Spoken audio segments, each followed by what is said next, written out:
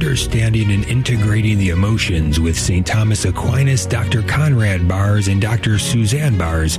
Today on The Simple Truth, we consecrate everything to the Sacred Heart of Jesus through the Immaculate Heart of Mary and the pure, strong, chaste heart of St. Joseph.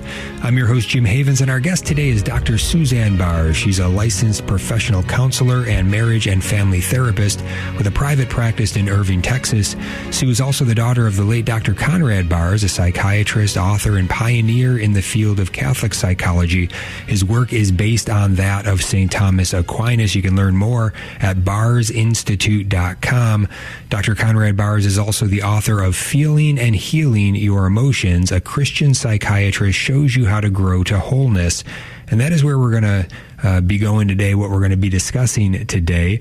Dr. Sue Baars, welcome back to The Simple Truth. How are you today? I'm good. Thank you so much for having me again, Jim. Appreciate it. Yeah, absolutely. A great blessing to have you with us for sure. And this book was originally published in 1979, and you edited, revised, and reprinted it in 2003. Why does this book hold up after all these years, and how much of it needed revision? Well, I'll answer the second question first. It really didn't need a ton of revision. The only thing that we did was update some language because of the change in language in the mental health field. So we thought that that would be helpful to people. But I think it's held up simply because it holds so many perennial truths about the human person and about our emotional life, especially as Christians. So it's not even just written for Catholics, it's written for any Christian person who wants to really live a joyful life where they feel more spontaneous and they can live more effortlessly. And it gives a lot of information in a question and answer format so that people can go to different topics. They can look in the index and see what do I need to know about scrupulosity? How is that related to my emotions? What do I do about that, or OCD, or just emotions in general? So I think it's just something that people always have such an interest in. And it's a very popular book, and I use it in my practice just to point people to different chapters because it has so much information that helps them to grow and to heal. Yes, it's such a great book and really a reference that you can go back to time and time again. There's always more to learn from it because it really is for everybody, because it's a laying out of how we as human beings, as human persons really work, how our emotions function, how they're meant to be integrated into the whole person, stuff that we're not normally taught too much about, but we ought to be. This is obviously essential, and the book really gets to that point. In chapter 2 on emotions, we see this theme that carries through the book. It's stated this way at one point. It says, what emotional maturity really entails, and everything else about your emotions you should have learned when you were a child and adolescent, but nobody ever told you. And so this is what it's getting after, right? What we've not been told, what emotional maturity really entails. And then a little bit later in the chapter it reads, quote, a truly mature existence demands a harmonious integration between emotions, thinking, and willing. Only then can we experience to the fullest the joy for which we are created. It is the absolute psychological foundation for the abundant life Jesus has brought us. End of quote. So the stakes are very high here, but this is unlikely to have been handed on to us, as it is unlikely that it was ever rightly handed on to our parents. So we're blessed to have you here to help us to receive it today. Where would you like to begin to help us to see the mature, harmonious integration between emotions, thinking, and willing that each of us can and ought to achieve? Yes, I know. I think that's a great point to start with. I would say everything that my father and his colleague Anna Terua did was based on the anthropology of St. Thomas Aquinas. And when we use that term, I oftentimes like to just explain what it means, because nowadays anthropology means something else. It means like a study of ancient peoples or whatever. And in philosophical terms, in St. Thomas Aquinas's terms, anthropology simply means the study of what it means to be a human being, to be a human person. And so he's not talking about necessarily all the physical aspects of being a person, but he's talking about what's the difference, the unique difference based on, and he comes from Aristotle and some other philosophers. But what is the difference where we become a human person when we think about things, when we have free will, and then we also have what he called the passions, and we now call the emotional life. And he said it's really important to know what the order is. In fact, when I talk to psychologists or counselors, I'll always ask them, how many of you have had a course in abnormal psychology? And they'll all raise their hands, and I'll say, well, how many of you have had a course in normal psychology? Yes. Okay. And educate counselors on what does this integration mean? And St. Thomas talked about how the intellect, or our mind, rightly informed by reason, and our will are there to guide the passions. In fact, one of the main tenets of what he says in the Summa about the soul, about the psyche of the person, is he says it is the nature of the passions to be guided by reason. So he's really saying that the emotions, in our very nature, how God has created us, they want to be guided by reason. Now, a lot of people might be listening and saying, well, gosh, there's a lot of things that I want to do that I know I shouldn't do. Well, it doesn't mean that we don't have those times, also because we live in a fallen state. Our nature has fallen because of Adam and Eve's sin. However, in our nature as created by God, our emotions are set really to want to be guided by reason, even if we say no to gratifying them, that's an ordered way of living. So we can say yes if it makes sense, or if what we want, let's say, or what I want to do, or what I love, and I want to eat something that I know it's okay for me, so it's reasonable, or I know that my reason says, yes, this is a moral thing to do, or then I may do it if I wish to. Or in other cases, some things I have to evaluate and say, well, this wouldn't be good, even though it's a moral thing, or it's okay, or it's practical, but it wouldn't necessarily be good for me in today, or in my state of life, or whatever. Or even civil law would be something that where our reason would say, well, I can go 100 miles an hour down the road, but it says, the speed limit is 50. So I could take a chance and get pulled over or have an accident, but my passions have a role to play, but my reason ultimately needs to be able to say in a good way, yes or no. And a lot of times what people have been taught, or sometimes it's not even taught directly, it's been taught indirectly by what they've experienced maybe in their home or with other people, or maybe at school. Like they've seen people get angry with each other, and they came to the conclusion, I never want to be like that because it's really scary, or people get hurt, or I got hurt because of that. And so they start saying to themselves, well, I'm not going to feel like that, or I'm not ever going to be like that. And so what we really want to do, any really good therapist wants to be able to say the emotions actually have a role to play in our lives, where we actually can be we can lead happy lives. And that's really the main focus of the Summa that St. Thomas wrote, is that it starts with that, is that we are made for happiness, ultimately with God in the next life, but also here on earth. And so it doesn't mean at every moment I'll be happy, but we need to know the order, so that the order of who I am as a person, and I need to do things in a reasonable manner. But at the same time that I can experience the emotions, for example, of love, desire, and joy, as well as sometimes I'm going to feel hate or dislike and aversion to things, and then sadness if I can't avoid them. But those emotions that help us to feel joyful or content or satisfied are very important in helping us to know ourselves and to know how to make decisions about things. So they sort of integrate in a way like a horse and rider, where the rider represents reason and will, and the horse represents the emotions. And when you have a good education, so to speak, of the horse, with a lot of patience and a lot of allowing the horse to have its way, and not in a wild way, but like to harness that energy that the horse has, then the ride can be very pleasant. So the other thing that St. Thomas talks about, he says there's two different types of emotions. And my father called emotions psychological motors. And it's like they're the two different types of motors that we have. One is what we call the pleasure emotions or the humane emotions. And those are the ones I just mentioned: love, desire, and joy, and their opposites. And those emotions mainly are there, St. Thomas says, to tell us that they arise in us spontaneously, so that it tells us, oh, I perceive that this thing is a good thing for me, or it's not a good thing for me.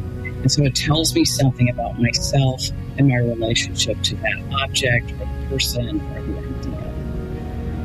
Mm-hmm. Yeah, excellent stuff. Dr. Sue Baars is with us. We're talking about the book Feeling and Healing Your Emotions. A Christian Psychiatrist Shows You How to Grow to Wholeness by Dr. Conrad Baars. Again, you can find it at baarsinstitute.com. So much we're going to dive into here today. This is just phenomenal stuff. And yeah, he defines it. Dr. Conrad Baars defines the emotions right here at one point in the book, saying emotions are psychic or psychological motors producing motion and energy to make life easier for us. They're supposed to help us, right? The emotions are good. They are to be integrated, rightly ordered. We're going to redeem this vision of the emotions today. As soon as we get back, stay tuned. iCatholic Mobile is a proud sponsor of the Station of the Cross. Your cellular service should work when you need it. Dependable calls, reliable data, and customer service you can count on. iCatholic Mobile provides nationwide 5G service, unlimited talk and text, and free roaming in Canada and Mexico. And every plan helps sustain the Station of the Cross, keeping faith-filled programming on the air. More info at iCatholicMobile.com. Download the app to take our programming with you wherever you go. Hear what listeners are saying about the regularly updated iCatholic Radio app. The programs on iCatholic Radio are uplifting, educational, and have served to deepen my faith as a Catholic. Thank you for this amazing station.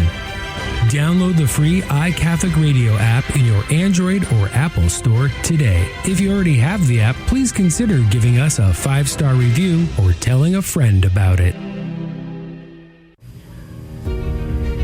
Welcome back to The Simple Truth. Jim Havens here with Dr. Sue Baars, talking about Feeling and Healing Your Emotions, a phenomenal book by Dr. Conrad Baars. You can get it at baarsinstitute.com. That's BAARS Institute.com.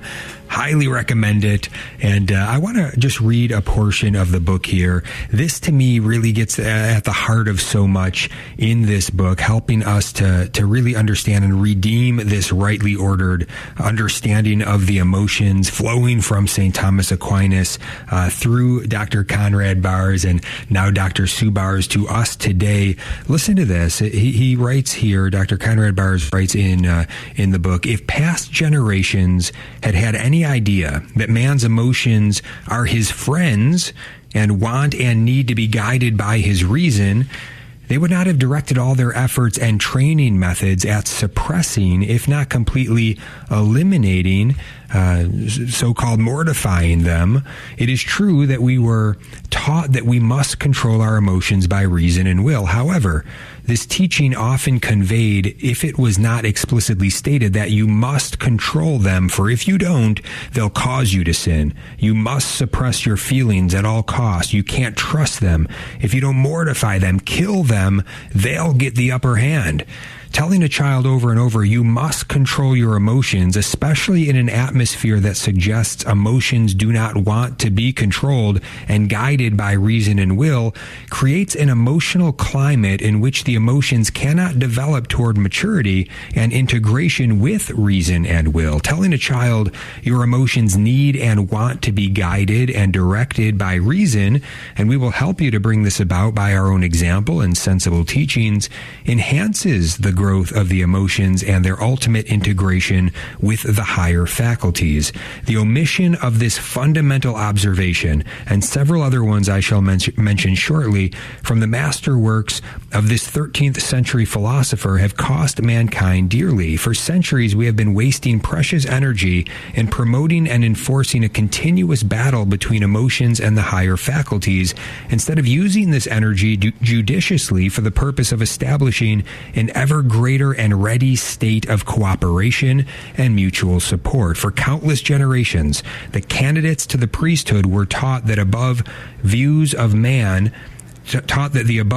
of man in a rather dry, theoretical, non-practical, uninspired way, because the heart of Aquinas' anthropological philosophy had been left out by assumedly fearful, short-sighted secretaries or translators. It is not surprising, then, that in spite of the fact that Aquinas became the official teacher of the Catholic Church, a contrary philosophy prevailed and dominated the attitudes and pedagogy of leaders and educators in the Church. It is this philosophy that was at the root of most of the practices I referred to in an earlier chapter, practices, rules, and customs that led to much needless emotional and spiritual suffering.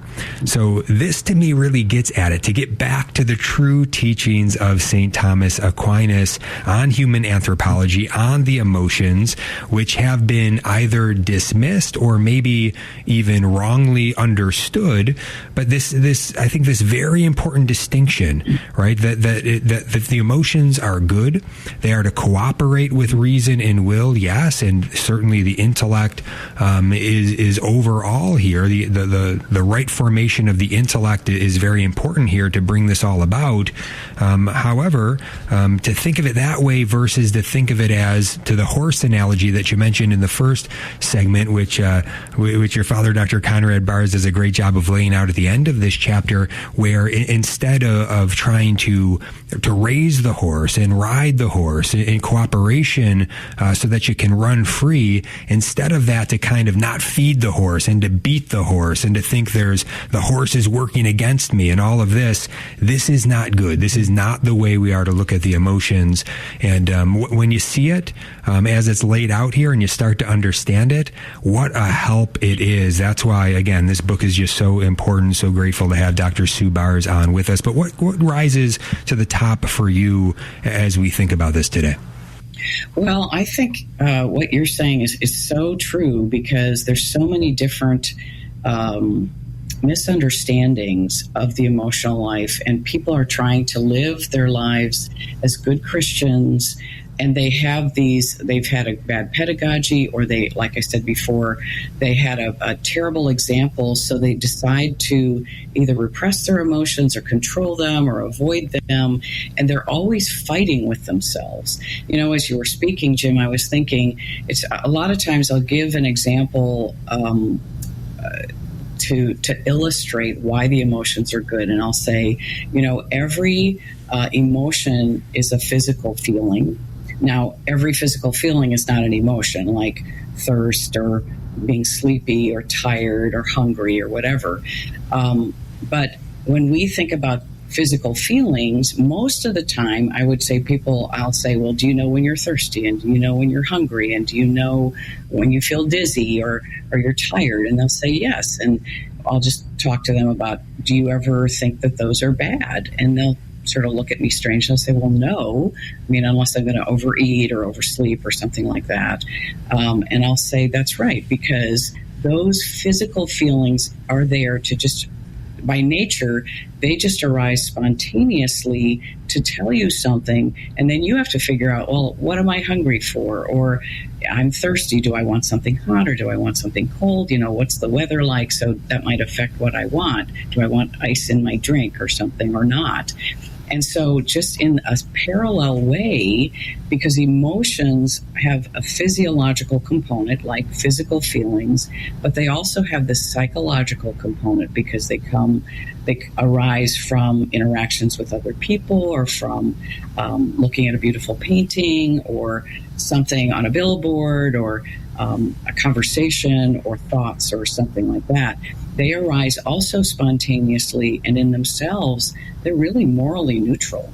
They are only there to tell us something. And so if we can learn to pay attention to them, they can be responded to in a very good way. And usually what they also do, what emotions do, people need to hear this, is that emotions will come. Sometimes they're very strong, but they will never stay there.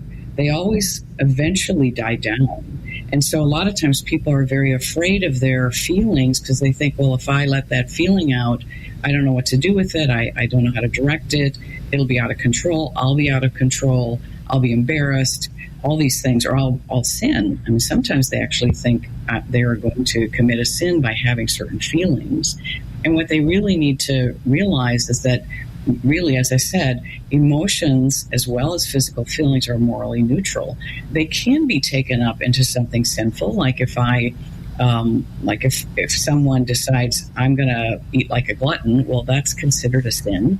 That might need help. A person might need help to learn how to moderate how they eat. They can't get rid of eating. When people try to get rid of a desire to eat, it's called an eating disorder, right? So there too is a good example, because people need to have a good sense of, how do I learn how to moderate and respect this desire for food? And maybe I need to also learn, like when I want to eat all the time, or I always feel like I'm hungry, well, am I bored? Do I have other emotions that I need to take care of in a good way? And in a similar fashion, we need to look at emotions that way too. They're just telling me something. It might not be correct. Just like when I'm hungry, I might not really be correct because maybe I just ate an hour ago. Why would I be hungry now, right? So I want to look at those things and to consider, well, what are my emotions telling me, if anything? And sometimes we won't know. We just have to simply respect them or sit with them and not act on them. Oftentimes they'll tell people, like, for example, if a person gets really angry, and they have to learn to moderate that because they can ruin their relationships. Their children could be afraid of them. They could lose their job if they let it out in such a way that it could be hurtful or it could be inappropriate. Example of road rage. Well, that's going to hurt them and or other people. And cost them money and all these things, or they could go to jail. But if they learn to notice those feelings, that feeling of anger, and to realize, okay, I'm getting more and more angry right now, or it just shot up like a volcano, and I just need to not say anything, or I need to remove myself from this situation, just to sit with it, to respect it, maybe to talk it out with someone else. And then when it naturally dies down, like I was saying, they oftentimes can look back the next day or hours later and say, boy, I'm sure glad I didn't say that to my spouse or my boss, because I was really angry, but now I understand the situation better, or now I'm in a better place to think through how I want to respond. And I'm glad I didn't say anything in the heat of anger. Now, on the other side of it, I was mentioning the pleasure or humane emotions before the break, and the other emotions that St. Thomas talks about, and he has different names for them than we're using. The other ones that we call the assertive drive, and those are hope and despair is its opposite. Courage and fear is its opposite. And then St. Thomas said there's a fifth assertive drive emotion, which is anger. And so those emotions are there to move us to act. They give you a lot of energy, just like the examples I was citing a minute ago. Gives you a lot of energy. Maybe you initially want to do something, but your reason is what has to decide, is this a smart thing to do? Or is this the time? Or am I too mad to actually say something and not hurt someone or ruin this? I need to wait and sit with this and let it die down a bit. It doesn't mean that my emotion will actually go away, but it may be at a place where I can consider what's the best thing to do here. And sometimes the best thing to do, my reason says to me, is nothing. It's better that I leave it alone. We don't always want to gratify our feelings by expressing them. Sometimes we need to simply evaluate in a reasonable way through our intellect, is this practical? Is it moral? Is this a smart thing? or should I just wait and just sit with it and see what I learn about myself and the situation over time? So my emotions help me. They help me to know, with the pleasure emotions, love, desire, and joy, what I experience as a good for me, or something that's not good, just in my feelings, like I want it or I don't want it. And so but then my reason has to evaluate, is it truly good for me, even though I want it? Because it might not be, right? But to say no to it does not mean that I'm getting rid of the feeling, but it will start to become quiet because it's being guided by my reason and my will. And so I'm not just, this is all very different than what our secular culture teaches us, which is, if I have an emotion of some kind or a feeling, then it tells me everything. And I should always gratify it, like in my actions. Well, we know there's many examples that we could cite that tells us this is not a very smart way to live. It brings a lot of unhappiness. It brings a lot of fear and tension. It can bring, I think, some people, depression and even suicide. And they're making decisions based simply on their feelings without their reason and will being rightly ordered. So the reason and will being informed well help our emotions to be ordered well. And so then they can work together, just like a nice spring and a fog. Yes, yeah. So I'm going to give one last thing I'll say is that emotions are a strength. It's a strength for us. It helps us to live and be ourselves. It actually is part of developing our own identity and knowing who I am and how I live, how I want to live, even a good Christian life. Yes, we'll be right back. Stay tuned. Welcome back to The Simple Truth. Jim Havens here with our guest today, Dr. Sue Baars. You can find her at baarsinstitute.com. A lot of great resources there, including the book that we're talking about today, Feeling and Healing Your Emotions by Dr. Conrad Baars. Again, you can get it at baarsinstitute.com. Sue, I want to throw an example at you. I've been pondering this some, and I think, again, helping to get at that distinction that I think is so helpful, to say that, the emotions are not meant to be our enemy. They're meant to be our friend, and we're meant to have this integration, this cooperation going on between our emotions, our intellect, and our will. And here's a little example regarding this. So let's say that one is out and about, maybe running some errands or something, and they had planned as part of the day. They said, I'm gonna when I'm out and about, I'm gonna stop at the Adoration Chapel, spend a little time with my Eucharistic Lord Jesus, and have some prayer time there, and looking forward to that. So I'm going to do that while I'm out. Now they're out and they're doing various tasks, and they've kind of left the Adoration Chapel maybe for last. And as it would be time for that, and they're driving in that direction, they don't feel like going anymore. So their feelings have changed, and they feel like I'm not really. I feel almost an aversion at this point. I just want to go home, and so they could just right away go to, okay, I'm going to go home, and, why? And then start to think negative things maybe about themselves. Why am I so lazy all the time? Or I guess I don't really love God that much to not be able to do this today, or whatever it is. So that would be a bad outcome. That's not the right way to go about it. Another thing that they could do is to acknowledge the feeling. Yeah, I don't feel like going, but okay, I'm still going to go anyway. This is my commitment. I'm going to do it anyway. And they could go anyway. That's a little bit better. But I think the best would be, and this is what we're talking about here, this redirecting our emotions, is if we could acknowledge the emotion and say, I notice I'm feeling this way. I don't feel like going. That's interesting.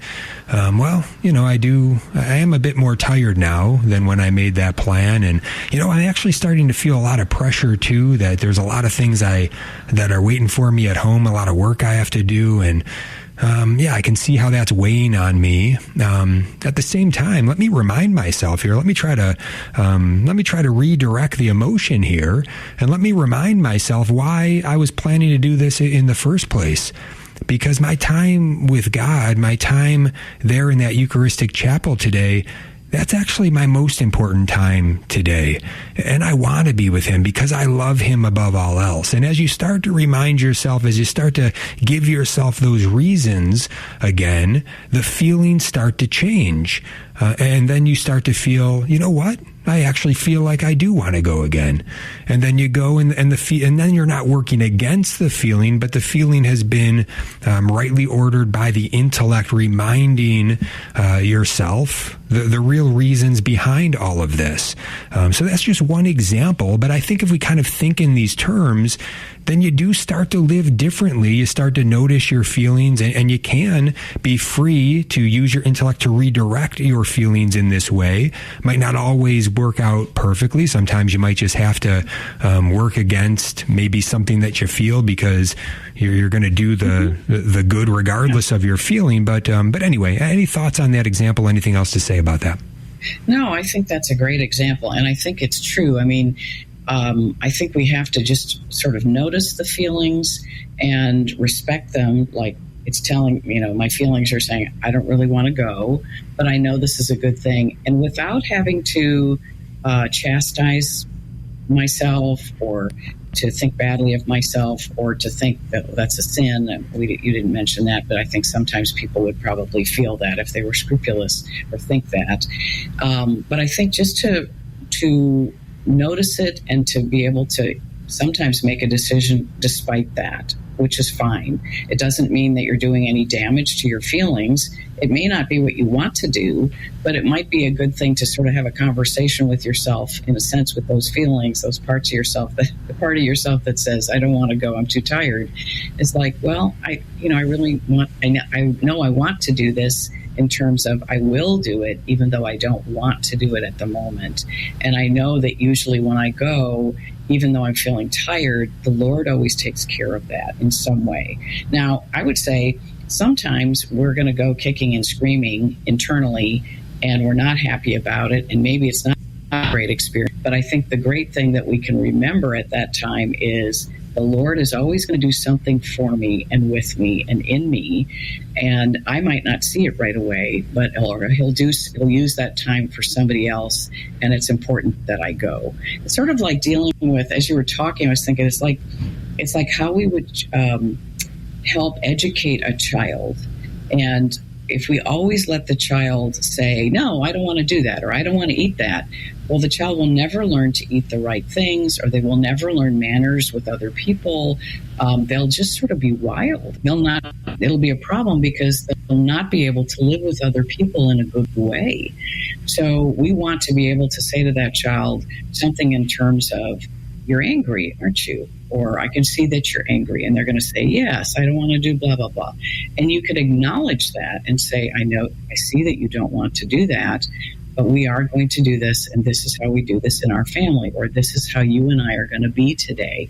Now, the child may not like that at all, but usually what I've seen is that if the child has some sense that the parent or the adult has their good at heart, that they might settle down once you give them a boundary, sort of like giving yourself a boundary and saying, I'm going to do this even though I don't want to eat my broccoli, or I don't want to go to adoration, or I don't want to really do X, Y, or Z. I don't want to talk to that person because I don't really care for them, but I'm going to do it anyway, right? So it's like I still am going to be in charge, and I want to help that child or that part of me that's maybe being a little childish or a little petulant to be able to say, no, this is what we're going to do, even though you don't like it. And so the child, hopefully over time, will see that this is not a bad thing, and that if I do this thing, I can have this little reward. And so the child actually can be sort of shaped and molded into a person who can relate to other people, but also has had his feelings affirmed, right? Because I started off by giving the example of, oh, you feel angry, don't you? Or I can see this in you. You really don't want to do that. Okay, but this is what we're going to do, or you give them a choice, for example. So you respect the feelings, but it also could be something like if they're doing something damage to their sibling or something in the house, you can say, it's okay for you to be angry, but you may not act like this.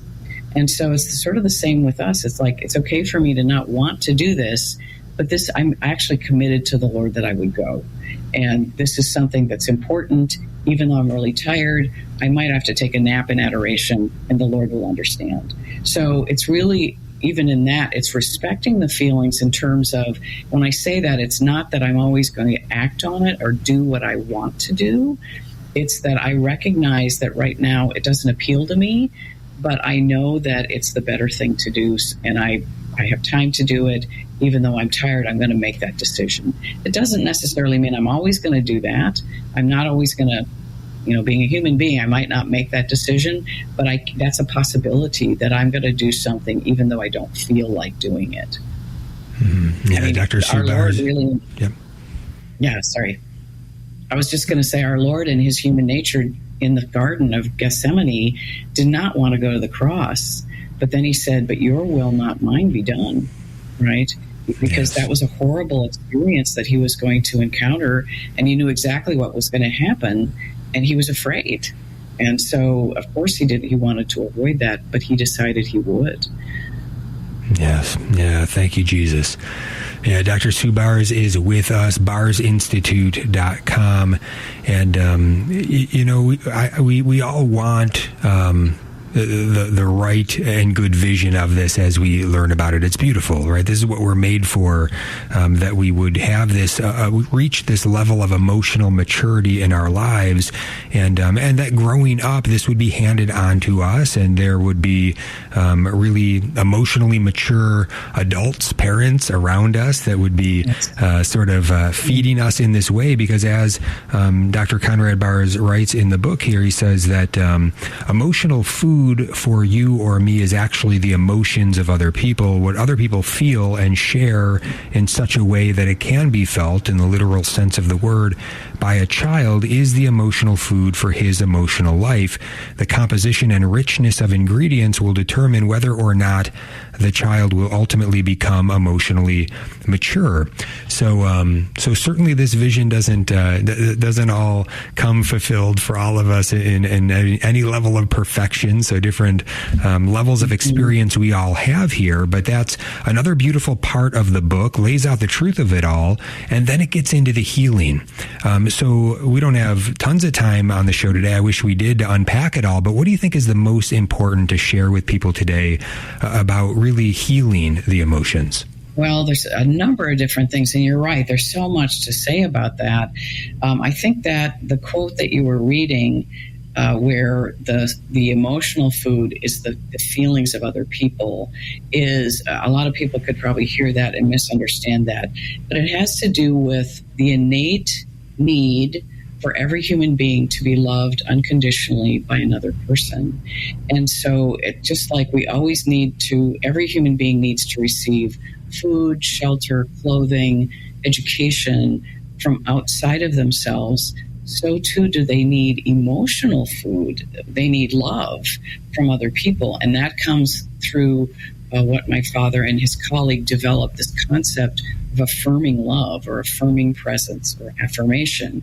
And it's different than, it's not at all the same as what you hear nowadays, like gender affirming or affirmative therapy, or little affirmations, which are motivational phrases. Those are great. But I'm not saying that the affirmative therapy is, but affirmation is simply a way of being present to another person. And it's really a 3-step process.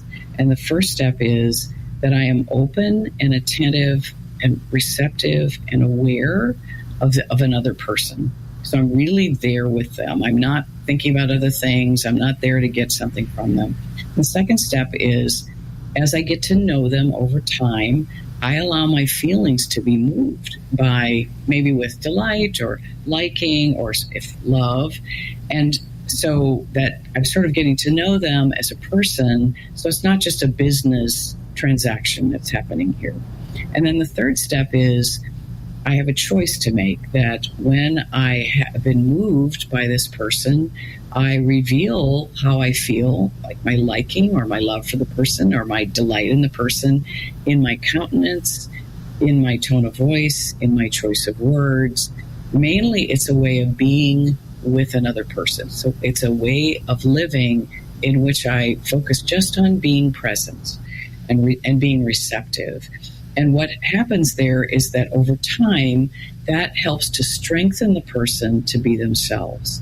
And in a way, like one of the examples I was giving just a little while ago about how you can educate a child to have their feelings but also be themselves and also live in society and have manners, is a way of affirming the child.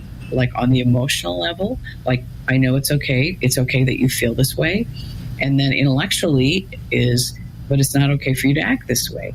And so it helps the person to grow, and it helps the person to actually feel like they may be themselves. There's an example in another of my father's books, Born Only Once, The Miracle of Affirmation, and he talks about a childhood friend of his who was really affirmed by his mother and pastor by not being told he had to come out from under the table when he was shy. And after the pastor left, his mother said, "Were you shy, Johnny?" And he told my father that probably cured his shyness in itself, because it was okay for him to feel that way. So that's the way in which another person's feelings actually are the emotional food for us, so that we can actually grow into being ourselves. There's other ways, too, that I'll talk about of how a person who has not received that or has repressed their feelings can really help their emotions to grow, develop, so that they can catch up to be where they want to be and to lead a happy life. Wonderful. Dr. Sue Baars is with us, and we've got one more segment to go. Stay tuned. Welcome back to The Simple Truth. Jim Havens here with Dr. Sue Baars. We're talking about healing your emotions, feeling and healing your emotions, a book by Dr. Conrad Baars. Today, you can get it at baarsinstitute.com. That's baarsinstitute.com. So in the last segment, Sue, you were sharing a bit about healing, and if somebody maybe hasn't had proper affirmation growing up, proper experience of unconditional love of another person towards them, what I think your father and yourself would describe as emotional deprivation disorder or syndrome, if it reaches that point. But regardless, wherever someone might be in need of some healing, what else can you share with us today? Yes, I'd be glad to. The thing that I've found helps people the most, and anybody can do this, is to develop the emotions, and I've said it a few times, of love, desire, and joy. And they can do that by, I usually direct people just to think about, hobbies they've had or things they like to do, or maybe they used to like to do and they've gotten so busy they don't do them anymore.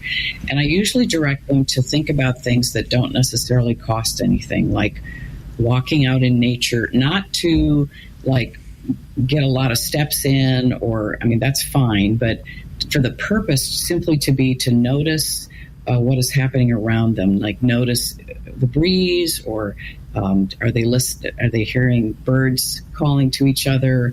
Is it beautiful there? To just sort of soak that in and see how it affects them. Or they can go to something like a museum, or do something with the fine arts, or read a good book. One of the chapters in this book, Feeling and Healing Your Emotions, I think it's chapter 7, Healing Emotional Afflictions. My father gives a lot of examples of these kinds of things.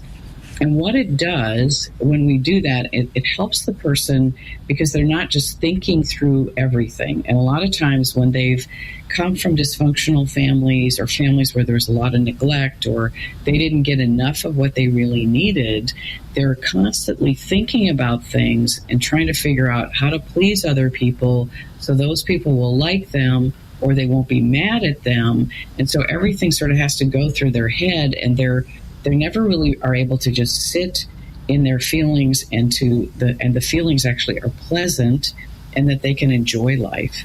And so what I'm trying to do is help people to see if they can start doing some of these things for themselves. What happens is they begin to not just have this big head that's thinking and this little body that's not having a whole lot of feelings. We want to actually help people to think less and be more, feel more, so that there's more integration and more proportion with thinking and willing and feeling. So there's more of that integration, but there's a proportion there. And so when they can choose those things, all I want them to do is just to notice what feelings come up inside of them. They might not know what the name is for those feelings. That's fine. But we want those feelings to be pleasant and just enjoyable. And so that sometimes I'll say, when you do an enjoyable activity, you can sort of be taken up into that activity, not all the time, but sometimes, so much so that time passes and you can't believe it's been an hour and a half since you were playing, the guitar, or you were listening to music, or you were out in nature doing something, or you were, whatever it was. And those times are very refreshing. And what also happens is that people begin to experience the enjoyment of life. Now, people who have had trouble with their relationships may not want to start with being present to other people, because there's too much difficulty there in that respect in their lives. And so to do it with the fine arts or nature or scripture or a good book or whatever it is, it's really more of a safe area to start developing their emotional life. And it's not like you want to think your way through it. It's that you will want to do these things so that the emotions are naturally stimulated and you may feel these things and you begin to know, that's what I'm attracted to, or that's something that I don't want to have anything to do with. Well, this actually helps the person in concert with their reason and will. Eventually, when those things are well developed, they can actually make decisions more readily and not have to agonize over, well, what's the best thing to do? Because their feelings are readily available to them for them to say, there's something off with this car, or I just really don't like this aspect of it, or I don't like the color. But then they could say, well, as I really think about this car that I went and test drove, and I give it a few days and I think about it, the feeling that I want that car and I want to go check it out again, it's actually growing in me. Same with relationships. Like, we don't want to just jump into relationships and say, this is the one person I'm going to be with the rest of my life, even though some people know that right away. But you want to give that time so that those feelings can deepen, and so that actually the desire, if you notice the desire growing for the person, or for maybe it's an article of clothing, if you give it some time, you actually begin to see, I really do want that. Or sometimes the desire just goes away and you realize, I'm glad I didn't buy that, because I really didn't care for it that much. It really didn't move me that much. And so the emotions actually have a very nice role to play in helping our lives be more spontaneous and effortless, and actually can be very joyful. And we can take that into our spiritual life, not just in the way you were mentioning before, Jim, but just to be able to be open to, I would say, to be open to the Mass as you learn about the Mass, or as if people really know what is happening at the Mass, to be open to ask God for the grace to be moved with love for Christ and what he is doing for us on the altar during the Mass, but also just even in reading the Gospels, to really sort of see the story of Jesus Christ and to just let the feelings come if they come. We're not talking about forcing feelings. We don't force ourselves to feel love. This leads to one thing I also wanted to mention, and this has to do with correcting some of the misunderstandings that people have, or a bad pedagogy. And that is, for example, we are commanded by Christ to love our enemies. Well, who of us feels love for our enemies? That's why they're our enemies. We don't like them, or we don't like what they're doing. But he wasn't saying that in terms of feeling love for them. He was saying, really, the command has to do with to do good to them, or to wish to will the best for them, to be charitable to them, like maybe in my thoughts. Because if I don't, what I'm doing is I'm giving into my feeling, and I'm willing something bad for them, right? So then that is really against what the commandment is. But he's not saying that we automatically feel love or liking for someone who is our enemy and who has harmed us. Hopefully over time God can change that through his grace, but he doesn't always. And sometimes our feelings don't change. It doesn't, but the command is, I still need to be charitable. It's the same with hate. Sometimes I feel hate for something that someone is doing, and I can't really pull it apart from the person, because people will say, well, I have to, love the person, hate the sin. And that is true, but that's more on the level of the will that because my feelings I can't command. Just like I can't command myself to not feel hungry or not feel thirsty. I can only command that by saying, well, I'm going to take care of it. I'm going to sort of assuage it. But the feelings themselves actually help us to live a good life, a happy life, and a joyful life if we can just notice them and then sort of sit with them and see what they tell us. And sometimes we're going to have to think through it, and we call that, as a therapist, I call that sort of processing through what the person is thinking and feeling to find out what that's about. And so it's a simple process, but a lot of times it's very foreign to people. And so they just need some practice, and sometimes they need someone to talk through those things with them and to affirm that those feelings are valid, even though they may not need to act on them or should act on them. Yes, awesome. Dr. Sue Baars, BaarsInstitute.com, the book, Feeling and Healing Your Emotions. You can get it there, BaarsInstitute.com.